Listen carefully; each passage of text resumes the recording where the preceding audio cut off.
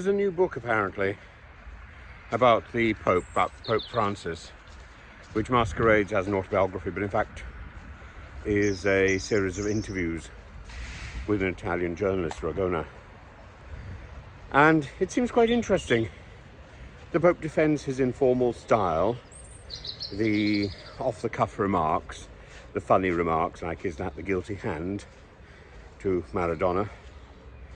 And I think the most interesting aspect is how he scotches rumours of his imminent retirement by saying he's not going to be forced around. He can sense enemies, and of course enemies in the Curia who think that he's too liberal, and that even if he were to retire, even if, he wouldn't call himself Pope Emeritus like his predecessor, like Benedict, in exactly the same way as he declined the red papal shoes because he wanted to wear his orthopedic ones.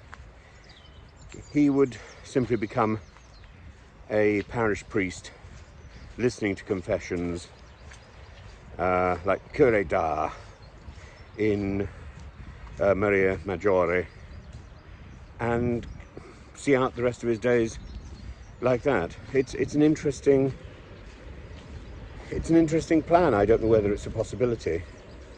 There's always I suppose there's always the problem with a head of state, whether they are a current head of state or an ex-head of state, about security and about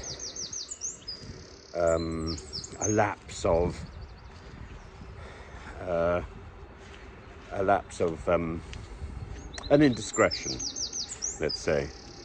I think Pope Benedict was locked away as much for the good of his successor as for his own desire to be alone and pray. So I think